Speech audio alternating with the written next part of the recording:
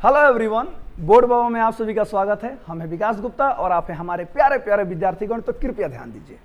तो थंबनेल देखकर तो पता चलिए गया होगा कि आज हम लोग क्या पढ़ने वाले हैं। तो कुछ बहुत ही महत्वपूर्ण टॉपिक्स का निबंध आज हम लोग देखने वाले हैं, पढ़ने वाले हैं, ठीक है। जो कि आपके आने वाले चाहे फाइनल एग्जाम हो, चाहे आपके स्कूलिया में जो त्रैमासिक एग्जाम चल रहा है, तिमाही परीक्षा चल रहा है, प्रत्येक एग्जाम के लिए निबंध बहुत जरूरी है। आपके एग्जाम में ये बाबू याद रखिएगा 250 से 300 शब्दों के बीच लिखने के लिए आता है। तो जितने भी निबंध आपको मिलेंगे ना, सब का सब एकदम आसान भाषा में होगा और 250 से 300 शब्दों के बीच एकदम होगा, ठीक है। जिससे कि आप अगर लिख कर आ जाइएगा ना एग्जाम में, तो बाबू एक नंबर में से नहीं कटेगा, ठीक है, याद रखिएगा। और मैं आपको एक बात बता दूं बाबू, जो भी निबंध है आप लिख जरूर लीजिएगा, क्योंकि देखिए निबंध रटने वाला, याद करने वाला चीज़ नहीं है, निबंध समझने वाला चीज़ है। एक बार जब आप किसी टॉपिक का निबंध पढ़ लीजिएगा ना, तो उस टॉपिक में क्या क्या बातें की गई है, कौन कौन सा बात आया है, इतना समझकर आप अपने भी भाषा में, आप तो टैलेंटेड हिले हैं हमको पता है, अपने भाषा में खूब बेजोड़ लिख दीजिएगा, ठीक है। तो चलिए शुरू करते हैं। हाँ, कौन कौन निबंध है पहले देख लेते हैं। हाँ, जैसे वाले यहाँ पे अच्छा स्वास्थ्य के बारे में आज हम लोग पढ़ने वाले हैं। मेरा प्रिय खेल, हाँ, क्रिकेट के बारे में पढ़ने वाले हैं। सच्ची मित्रता, वाह, सच्ची मित्रता, आपके बहुत अच्छे मित्र होंगे, हम भी आपके मित्र हैं, आप हमारे मित्र हैं, ओके। आगे देखिएगा, प्रिय ऋतु, बसंत ऋतु। हाँ बाबू, यहाँ पे दो तरह से आपके एग्जाम में निबंध आता है। या तो डायरेक्ट बसंत ऋतु के बारे में पूछ देगा, नहीं तो बोल देगा कि मेरा प्रिय ऋतु के बारे में लिखे। तो लिख दीजिएगा मेरा प्रिय ऋतु कौन सी, बसंत ऋतु। एगो निबंध याद करो, दो काम हो जाएगा, ठीक है। आगे देखिएगा, भारत का एक महान व्यक्ति। जी हाँ सर, ये भी एग्जाम में आपके निबंध के रूप में आ सकता है। तो भारत का एक महान व्यक्ति, आप किसी भी व्यक्ति के बारे में लिख सकते हैं। जैसे आप लिख सकते हैं APJ अब्दुल कलाम के बारे में, महात्मा गांधी के बारे में। जिस व्यक्ति के बारे में आपको ज़्यादा बेहतर रूप से पता हो ना, उनके बारे में लिख दीजिएगा, ठीक है। तो यहाँ पर मैंने दो व्यक्तियों के बारे में लिखा है, महात्मा गांधी के बारे में और APJ अब्दुल कलाम जी के बारे में, ठीक है, याद रखिएगा। चलिए शुरू करते हैं एक एक निबंध। हाँ, तो पहला कौन सा है बाबू, तो अच्छा स्वास्थ्य एक महावरदान। जी हाँ सर, अच्छा स्वास्थ्य एक महावरदान। आइए देखते हैं इसके बारे में क्या लिखा गया है। हाँ, आपका जो एग्जाम में वो निबंध आता है ना, उसमें देखिएगा हेडिंग बना देता है। जैसे जिस टॉपिक का निबंध देता है ना, उस टॉपिक से रिलेटेड हेडिंग बना देगा। जैसे मान लीजिए कि आगे अच्छा स्वास्थ्य एक महावरदान, तो उसमें मान लीजिए भूमिका नहीं भी रहता है, नहीं भी रहेगा ना, तो आप हेडिंग बनाकर ही लिखिएगा, ठीक है। इससे क्या होता है, जो निबंध होता है एकदम अट्रैक्टिव दिखाई देता है और एग्जामिनर जो होते हैं खुश हो जाते हैं, बिना पढ़ले नंबर दे देते हैं, ठीक है, पूरा 10 में 10 नंबर। आगे बढ़ते हैं, तो आइए देखते हैं भूमिका में क्या लिखा गया है, अच्छा स्वास्थ्य मनुष्य के जीवन का सबसे बड़ा धन है। जी हाँ सर, अच्छा स्वास्थ्य ही मनुष्य के जीवन का सबसे बड़ा धन है। यदि शरीर स्वस्थ है तो जीवन में हर कार्य संभव है। जैसा कि प्रसिद्ध कहावत है, क्या कहावत है, स्वास्थ्य ही धन है। जी हाँ सर, स्वास्थ्य ही धन है। एक स्वस्थ शरीर में ही स्वस्थ मन का वास होता है। अगर शरीर स्वस्थ है तो हमारा मन भी स्वस्थ रहेगा, याद रखिएगा। आगे बढ़ते हैं, अच्छा स्वास्थ्य क्या है। हाँ, अगला टॉपिक है अच्छा स्वास्थ्य क्या है। अच्छा स्वास्थ्य का अर्थ केवल बीमारी से मुक्त होना ही नहीं है बाबू, बल्कि शारीरिक, मानसिक और सामाजिक रूप से संतुलित और सक्रिय रहना है। जी हाँ सर, अच्छा स्वास्थ्य यही है जब शरीर में ऊर्जा हो, मन शांत हो और मनुष्य सकारात्मक सोच के साथ कार्य करे, तभी वह स्वस्थ कहा जाता है, याद रखिएगा। जी हाँ सर, हमें एकदम क्या क्या लिखा गया है, तो शरीर में एकदम ऊर्जा होनी चाहिए, हमारा मन एकदम शांत होना चाहिए, कोई टेंशन नहीं है। आगे देखिएगा, और हमारा जो सोच हो एकदम सकारात्मक होना चाहिए, तभी हम जो हैं वो क्या कहलाएंगे, एकदम स्वस्थ व्यक्ति कहलाएंगे। आगे देखिएगा, अगला है अच्छा स्वास्थ्य क्यों जरूरी है। जी हाँ सर, अच्छा स्वास्थ्य जीवन की सफलता की कुंजी है। जी हाँ, अच्छा स्वास्थ्य ही जीवन की सफलता की कुंजी है। बिना अच्छे स्वास्थ्य के मनुष्य अपने कार्यों में सफलता प्राप्त नहीं कर सकता। विद्यार्थी पढ़ाई में, किसान खेती में और मजदूर मेहनत में तभी सफल होता है जब वह स्वस्थ होता है। आप किसी भी क्षेत्र में अगर स्वस्थ नहीं रहिएगा ना, आप उस क्षेत्र में बेहतर रूप से अपने आप को रिप्रेजेंट नहीं कर पाइएगा, आप बेहतर रूप से कार्य नहीं कर पाइएगा। आगे देखिएगा, आगे लिखिएगा अच्छा स्वास्थ्य कैसे पाएं। अच्छे स्वास्थ्य के लिए संतुलित भोजन। जी हाँ सर, बढ़िया भोजन बहुत जरूरी है। नियमित व्यायाम। जी हाँ, सुबह उठ जाइए, तनी दौड़ लगाइए, एकदम दंड बैठक कीजिए, तनी डिप्स ऑप्स मारिए, बीम उम घींचिए। हाँ, तो ये तनी नियमित व्यायाम करना चाहिए, अनुलोम विलोम मेडिटेशन कीजिए। आगे देखिएगा, पर्याप्त नींद भी जरूरी है। हाँ सर, पर्याप्त नींद का मतलब ही ना बल्कि लगनी 12-13 घंटा सूते। अब विद्यार्थी ज़्यादा से ज़्यादा 6-7 घंटा सूतिएगा, हाँ कब 8 घंटा चलेगा, लेकिन याद रखिएगा अभी ना कि सूत गए, सर बोले हैं पर्याप्त नींद लेना है, आप पढ़ाई लिखाई छोड़ दिए, स्वास्थ्य के चक्कर में हम लोगों ने सूते हैं, तो ये भी गलत बात है। आगे देखिएगा, और स्वच्छता जरूरी है। जी हाँ सर, स्वच्छता यानी साफ सुथरा तो रहते करते हैं सभी लोग। सुबह की सैर यानी जो हम लोग टहलते हैं उसको सुबह की सैर कहते हैं। योग और ध्यान भी स्वास्थ्य के लिए लाभकारी है। तंबाकू, शराब और जंक फूड से दूर रहना चाहिए। ठीक है, इन सभी चीज़ यानी नशा वाले पदार्थों से हमें क्या करना चाहिए, दूर रहना चाहिए। जंक फूड मैंने क्या होला बाबू, वे सब जो नहीं खाते हैं बर्गर, चाउमीन वाउमीन, वो सब जंक फूड के अंतर्गत जाते हैं। ठीक है, याद रखिएगा। आगे बढ़ते हैं। अब निष्कर्ष इसमें क्या लिखा गया है, अच्छा स्वास्थ्य सबसे बड़ा वरदान है। हमें इसे बनाए रखने के लिए प्रतिदिन अच्छे जीवन व्यवहार को अपनाना चाहिए। पहला सुख निरोगी काया, वाह भाई वाह, पहला सुख निरोगी काया। निरोगी का मतलब हमारे पास किसी प्रकार का भी रोग नहीं है। हमारे लिए सबसे पहला सुख क्या है कि हम निरोगी हैं, यानी हमारे अंदर कोई भी रोग नहीं है। यही हमारे लिए सबसे पहला धन और पहला सुख है। यदि हम स्वस्थ हैं तो जीवन के हर रंग का आनंद ले सकते हैं। हाँ बाबू, अगर स्वस्थ हैं तबे जीवन का हर आनंद ले सकते हैं। अच्छा मान लीजिए आप पैसा के चक्कर में खूब पैसा कमा रहे हैं और अपने शरीर के स्वास्थ्य पे ध्यान नहीं दे रहे हैं। जरा सोचिए, जब 40-45 पार कीजिएगा, एगो मैंने बात बोल रहे हैं, खूब पैसा होगा, करोड़पति हैं आप, और गलती से कोनो बीमारी धो लिया, जैसे मान लीजिए शुगर धो लिया, डायबिटीज़ धो लिया, तो क्या होगा, 10-12 गो मित्र खूब बढ़िया से मिठाई खाएंगे, वही आप ताकेंगे, तो पैसा का कोनो फायदा हुआ नहीं ना हुआ। अब मान लीजिए खूब पैसा कमाइए लिए हैं, आज जैसे जैसे समय बीत रहा है, उम्र बढ़ रहा है, तो हेने दुखा रहा है, हेने दुखा रहा है, अरे बाप रे बाप, पैसा ठीक करेगा नहीं ना करेगा। इसलिए शुरुआत से ही अपने शरीर को तनी स्वस्थ रखिए। ठीक है, चलिए हम ही लोग रखते हैं भाई, हंसिए मत, पहले बता देते हैं, आगे बढ़ते हैं। चलिए, हाँ ये तो खत्म होता है स्वास्थ्य के बारे में।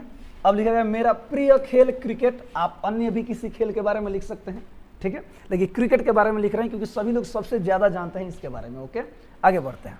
भूमिका में क्या लिखा गया है बेटा, खेल हमारे जीवन का महत्वपूर्ण हिस्सा है। ये न केवल हमें शारीरिक रूप से स्वस्थ रखते हैं बल्कि मानसिक रूप से भी मजबूत बनाते हैं। खेलों से अनुशासन, टीम वर्क और आत्मविश्वास जैसे गुण विकसित होते हैं। मेरा प्रिय खेल क्रिकेट है। जी हाँ सर, मेरा प्रिय खेल क्रिकेट है, बैडमिंटन है, फुटबॉल है, कबड्डी है, कुहुकी है, थाड़ी चुका है, अमुछू है। आपको जो लिखना है लिख सकते हैं। ठीक है, आगे देखिएगा। डेंगा डेंग मछली है, मैंने बहुत सारे खेल हम लोग खेलते हैं, लुका छिपी है। आगे बढ़ते हैं। क्रिकेट का परिचय, आइए, जब मान लीजिए मेरा प्रिय खेल क्रिकेट है तो आइए देखते हैं क्रिकेट के परिचय में क्या लिखा गया है। क्रिकेट एक टीम गेम है जिसमें 2 टीमें होती हैं और हर टीम में 11 खिलाड़ी होते हैं। इसमें बल्लेबाज, गेंदबाज और क्षेत्र रक्षक होते हैं। क्षेत्र रक्षक जो फील्डर होते हैं ना, फील्डिंग करते हैं। हाँ, हमारे गांव में भी फील्डर होते हैं, छोटे छोटे बच्चा सभी लोग फील्डर होते हैं ना। कहते लोग खेले के ना मिले तो ना खटे ऐसा आप लोग किए हैं? कोई बात नहीं, करना चाहिए। हाँ, तब करना ही मिलेगा खेलने के लिए, तो काहे खटेंगे, नहीं खटेंगे। आगे देखते हैं सर। इसे खेलने के लिए एक बड़ा मैदान, विकेट, बॉल और बैट की आवश्यकता होती है। तो क्रिकेट में ये सब होता है सर। आगे देखते हैं। मेरी रुचि का कारण, आखिरकार जो क्रिकेट है मेरा प्रिय खेल क्यों है, तो ध्यान दीजिएगा। मुझे क्रिकेट खेलना और देखना दोनों बहुत पसंद है। जब मैं क्रिकेट खेलता हूं तो मुझे आनंद मिलता है, मुझे अच्छा लगता है। यह खेल मुझे फुर्तीला और अनुशासित बनाता है। इसके अलावा जब मैं अपने पसंदीदा खिलाड़ी वैभव सूर्यवंशी को बल्लेबाजी करते देखता हूं, वैभव सूर्यवंशी इस बार का नौका जो नहीं आया था, उसका नाम इसलिए लिखे हैं कि देखो अपने आप को किस तरह से बेचारा प्रिपेयर किया है कि पहले बार आया और एकदम बहुत खतरनाक सेंचुरी लगा दिया। आईपीएल अगर देखते होंगे तो आपको पता होगा, जब क्रिकेट है तो आईपीएल देखते ही होंगे, इसलिए इसका नाम लिख दिया गया है। ठीक है, आगे देखिएगा। आप भी लोग ऐसे ही बनिए, किसी भी क्षेत्र में जाइए ना, एकदम शुरुआत में एकदम आग लगा दीजिए। मैंने आग मत लगे, आग लगाने मतलब उस क्षेत्र में आग लगा दीजिए। अपने आप को ऐसा रिप्रेजेंट कीजिए कि सभी लोग आपको जान जाए। आगे देखिएगा। तो मुझ में भी अच्छा खिलाड़ी बनने की प्रेरणा मिलती है। जी हाँ सर, ऐसे ऐसे बल्लेबाजों को देखकर मुझ में भी अच्छे खिलाड़ी बनने की प्रेरणा मिलती है। अब देखिए लाभ क्या है क्रिकेट के, तो क्रिकेट खेलने से शरीर स्वस्थ रहता है, इससे मन प्रसन्न होता है, सहन शक्ति बढ़ती है और सहयोग की भावना विकसित होती है। यह खेल हमें संयम और धैर्य सिखाता है। जी हाँ सर, कोई भी खेल जब तक टीम एक साथ काम नहीं करेगी ना, तब तक उस खेल को आप नहीं जीत सकते हैं। तो ये हमें टीम वर्क भी सिखाता है। आगे देखिएगा, निष्कर्ष क्या लिखा गया है। क्रिकेट एक रोचक और रोमांचक खेल है। यह न केवल मनोरंजन का साधन है बल्कि यह जीवन में अनुशासन और लक्ष्य प्राप्ति की प्रेरणा भी देता है। इसलिए मुझे क्रिकेट सबसे प्रिय खेल लगता है।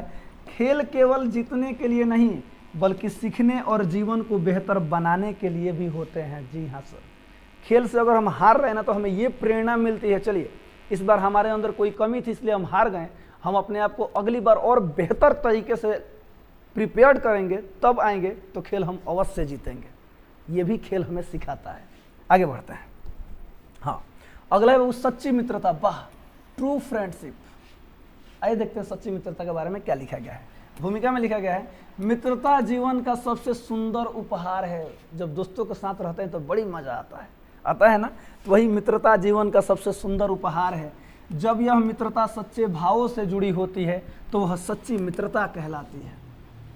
आए, खाली स्वार्थ की मित्रता नहीं, जब एकदम सच्चे भाव से मन से जुड़ गया है, एकदम उसके बिना मन नहीं लग रहा है, ये सच्ची मित्रता है। आगे देखिएगा, हर सुख दुख में आपका साथ दे रहा है, ये सच्ची मित्रता है। सच्चा मित्र वही है जो दुख में साथ दे और खुशी में सबसे पहले हंसे। जी हाँ सर, जो दुख में साथ, ये ना कि कुछ लोग होते हैं जो खाली खुशी में साथ होते हैं, दुख आता है तो भाग जाते हैं। ये कौन मित्रता है भाई? जो सुख और दुख दोनों में साथ देता है वही सच्चा मित्र होता है। अब देखिए सच्ची मित्रता की पहचान क्या है, ध्यान दीजिएगा। सच्चा मित्र वही होता है जो बिना किसी स्वार्थ के, यानी कि बिना किसी लालच के हमारा साथ दे। वह हमारे दुख सुख का साथी होता है, वह हमें सही सलाह देता है और बुरे रास्ते से बचाता है। जी हाँ सर, सच्चा मित्र ये होता है। आपको एग्जाम में चीट करवाता है, सच्चा मित्र ये होता है। आप भी अपने मित्रों को तो हेल्प कीजिए, क्या हो जाएगा कि ना, तो मैंने बचाइए कि हेल्प कीजिएगा, ये ना कि किसी के हेल्प करने के चक्कर में अपने सस्पेल्ट हो जाए। ठीक है, चलिए। सच्चा मित्र वह है जो पीठ पीछे भी आपकी भलाई चाहता है। जी हाँ सर, यानी आपकी भलाई के लिए कुछ भी आपसे भी लड़ जाएगा, ये सच्चा मित्र होता है। आगे देखिएगा। लेकिन बाबू कुछ लोग होते हैं जो एग्जाम के मामला में सच्चा मित्र नहीं होते हैं, याद रखिएगा। ठीक है, एक बात जान लीजिए, कोई भी विद्यार्थी नहीं चाहता है ना, माने जो आपके साथ में जो पढ़ रहे हैं, कि उससे बेहतर आपका नंबर है। ठीक है, भले ऊपर ऊपर से कह रहे होंगे अरे कोनो बात ना, पढ़ा, लेकिन ध्यान रखिएगा, ऐसे मन लगा कर पढ़ो। ठीक बा, आगे बढ़ते हैं। चलिए, जीवन में महत्व क्या है सच्ची मित्रता का, ध्यान दीजिएगा। सच्ची मित्रता जीवन में विश्वास, सहयोग और आत्मीयता लाती है। कठिन समय में जब सब साथ छोड़ देते हैं तब सच्चा मित्र ही सहारा बनता है। ऐसे मित्र जीवन को आसान और सुंदर बनाते हैं। जब सभी लोग साथ छोड़ जाते हैं ना बाबू, तो एक मित्र जो होता है वो साथ कभी नहीं छोड़ता है। आगे देखिएगा, उदाहरण क्या है, जैसे राम और हनुमान, कृष्ण और सुदामा, जो कि सबसे दुनिया प्रसिद्ध कहानियों में से एक है। सभी लोग उदाहरण लेते हैं कृष्ण और सुदामा का। ये कैसी मित्रता थी जरा याद रखिएगा। राम और हनुमान की मित्रता सच्ची मित्रता के सुंदर उदाहरण है। ये हमें सिखाते हैं कि मित्रता में जात पात, धन दौलत या ऊंच नीच का कोई स्थान नहीं होता है बाबू। आगे बढ़ते हैं। निष्कर्ष, सच्ची मित्रता जीवन की अमूल्य पूंजी है। हमें सच्चे मित्र की कद्र करनी चाहिए और खुद भी एक सच्चे मित्र बनने की कोशिश करनी चाहिए। मित्रता वो रिश्ता है जो खून से नहीं दिल से बनता है। बाबा, कहाँ से बनता है? हिंगनु बनता है। हाँ, दिल से बनता है, याद रखिएगा सच्ची मित्रता। चलिए आगे बढ़ते हैं। हाँ, अगला टॉपिक मैंने इसके बारे में बताया था, मेरा सर्वाधिक प्रिय ऋतु कौन सा? वसंत ऋतु। आइए देखते हैं क्या लिखा गया है। भूमिका, भारत में वर्ष भर अलग अलग ऋतुएं आती हैं, जैसे गर्मी, सर्दी, बरसात और बसंत। इन सभी में मुझे वसंत ऋतु सबसे अधिक प्रिय है। इस ऋतु को ऋतुओं का राजा कहा जाता है क्योंकि यह न अधिक ठंडी होती है और न ही अधिक गर्मी होती है। हाँ, यह मौसम है ना ठीक से ठंडे लगेला और ना ठीक से गर्मी लगता है।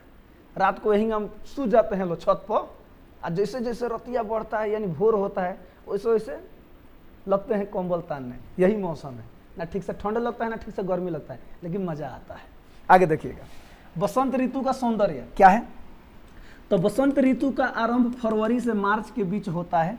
इस समय न तो अधिक सर्दी रहती है और न ही गर्मी, अभी बताए हैं। वातावरण सुहावना हो जाता है। पेड़ पौधों पर नई कोंपलें निकलती हैं। कोंपलें माने नया नया पत्तियां उस पर खिल जाती हैं, नया नया दाढ़ी फेंकने लगता है। आगे देखिएगा, फूल खिलते हैं, तितलियां उड़ती हैं और चारों ओर हरियाली छा जाती है। इस ऋतु में प्रकृति मुस्कुराने लगती है, यानी कि पूरा का पूरा चारों ओर जो होता है एकदम हरा भरा हो जाता है। आगे देखिएगा, त्योहार और उत्सव, हाँ बसंत ऋतु में कौन सा त्यौहार आता है? तो सरस्वती पूजा आप लोग मनाते हैं ना, अपने स्कूल में, कोचिंग में, घर पे, गांव में सरस्वती पूजा बड़े धूमधाम से मनाया जाता है क्योंकि विद्या की देवी है। तो एक बार प्रेम से बोले सरस्वती माता की जय। जय हो माता जी। हमारे बाबू लोग पता नहीं ध्यान दिए ना, आस्था होना चाहिए कि ना। आगे बढ़ते हैं। वसंत ऋतु में कई प्रमुख त्यौहार आते हैं जैसे वसंत पंचमी और होली। जी हाँ सर, वसंत पंचमी और होली। विद्यार्थी माँ सरस्वती की पूजा करते हैं और रंगों का त्यौहार होली बड़े उत्साह से मनाया जाता है वसंत ऋतु में। आगे बढ़ते हैं। स्वास्थ्य और अध्ययन के लिए उपयुक्त। जी हाँ सर, जो वसंत ऋतु होता है वो स्वास्थ्य के लिए भी उपयुक्त है और अध्ययन यानी कि पढ़ने लिखने में बड़ा बढ़िया मौसम होता है, मजा आता है पढ़ने में। इस ऋतु में वातावरण साफ सुथरा और स्वच्छ होता है जिससे स्वास्थ्य अच्छा बना रहता है। यह पढ़ाई का भी उत्तम समय होता है, इसलिए परीक्षाएं भी इसी समय होती हैं। जी हाँ सर, परीक्षा बाबू तार लोग फरवरी में पढ़ी, याद रखिए, ठीक है। चलिए निष्कर्ष। वसंत ऋतु न केवल प्राकृतिक सुंदरता से भरपूर होती है बल्कि हमारे मन को भी प्रसन्न करती है। वसंत ऋतु वह गीत है जिसे पृथ्वी चुपचाप गाती है। जी हाँ सर, वसंत ऋतु वह गीत है जिसे पृथ्वी चुपचाप गाती है। इसका मतलब ये है कि वसंत ऋतु में जब आप बाहर निकलेंगे ना और आपका नज़र जहाँ तक जाएगा ना वहाँ तक आपको धरती हो, चाहे आसमान हो, चाहे हवा हो, चाहे वातावरण हो, चाहे कुछ भी हो, प्रत्येक चीज़ एकदम सुहावना नजर आएगा, एकदम हरियाली ही हरियाली दिखाई देगी।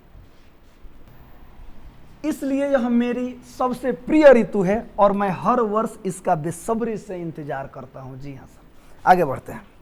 तो ये खत्म होता है, ये कौन सा था? वसंत ऋतु, मेरा प्रिय ऋतु।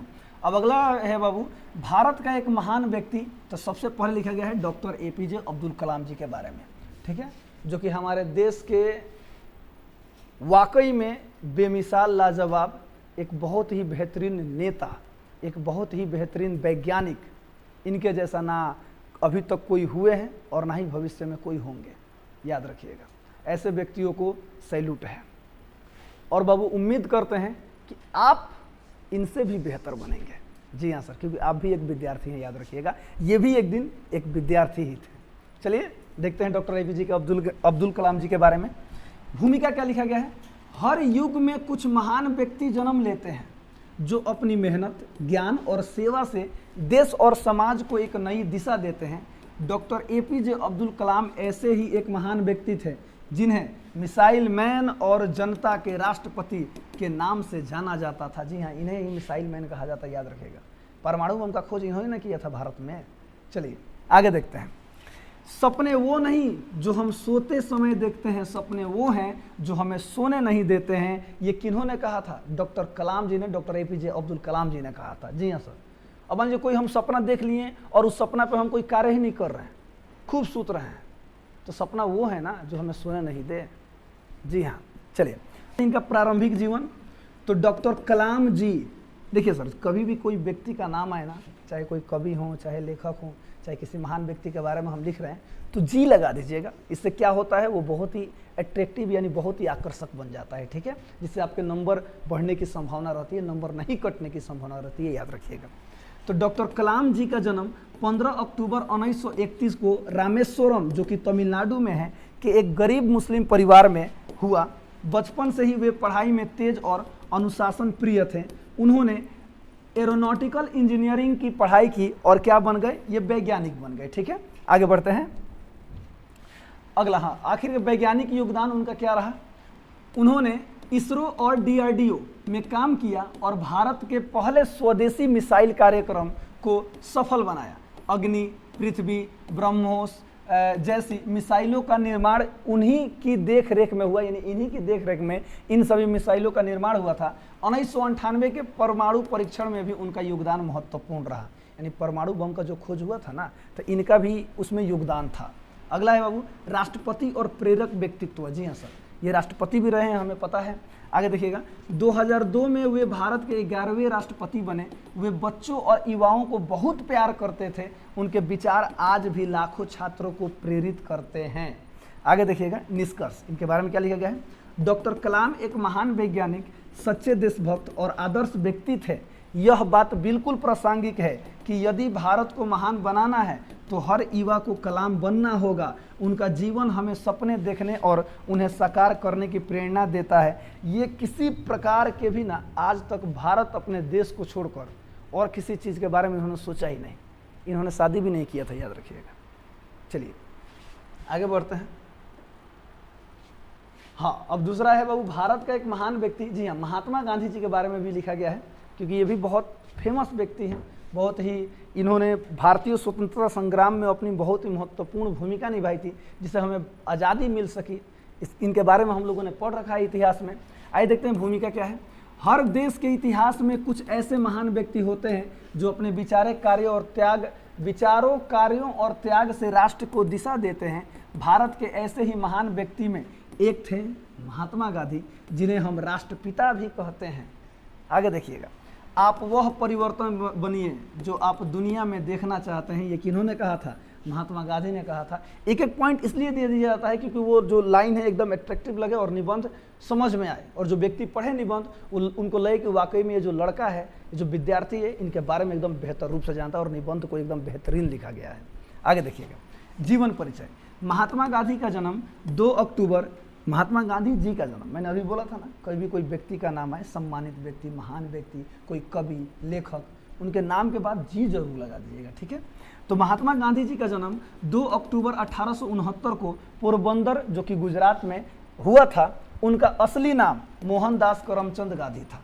उन्होंने इंग्लैंड से कानून की पढ़ाई की, लॉ की पढ़ाई की, और दक्षिण अफ्रीका में वकालत शुरू की। वहाँ से लौटने के बाद उन्होंने भारत की आज़ादी के लिए संघर्ष क्या कर दिया? शुरू कर दिया, यानी कि भारतीय स्वतंत्रता संग्राम में कूद गए। स्वतंत्रता आंदोलन में योगदान। गांधी जी ने सत्य, अहिंसा और सादगी के मार्ग पर चलकर अंग्रेजों के खिलाफ आंदोलन किया। जी हाँ, सत्य और अहिंसा के मार्ग पर चले थे कौन? महात्मा गांधी। उन्होंने नमक सत्याग्रह, असहयोग आंदोलन, भारत छोड़ो आंदोलन जैसे कई आंदोलनों का नेतृत्व किया। आपको जो जो आंदोलन याद पड़ेगा सब लिख दीजिएगा, ठीक है। आगे देखिएगा, उन्होंने कभी हिंसा का सहारा नहीं लिया, यानी केवल उन्होंने अहिंसा का सहारा लिया, सत्य का सहारा लिया, हिंसा उन्होंने कभी नहीं चाहा। विशेषताएं क्या रही? तो सत्य और अहिंसा के पुजारी थे कौन? हमारे महात्मा गांधी। सदा जीवन उच्च विचार, यानी कि simple living, high thinking simple living. एकदम सिंपल, एकदम सादा जीवन होना चाहिए।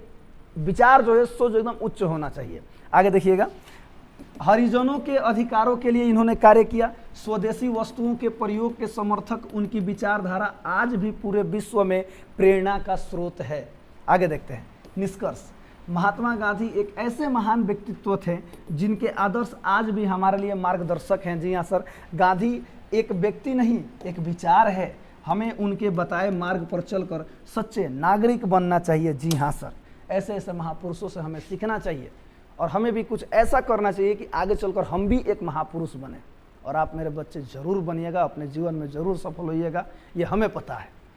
तो इसलिए खूब बढ़िया से तो लिख लीजिए, पढ़ लीजिए और समझ लीजिए। हंसते रहिए, मुस्कुराते रहिए, हमेशा खुश रहिए। मिलते हैं किसी ऐसे ही वीडियो में, तब तक के लिए जय हिंद।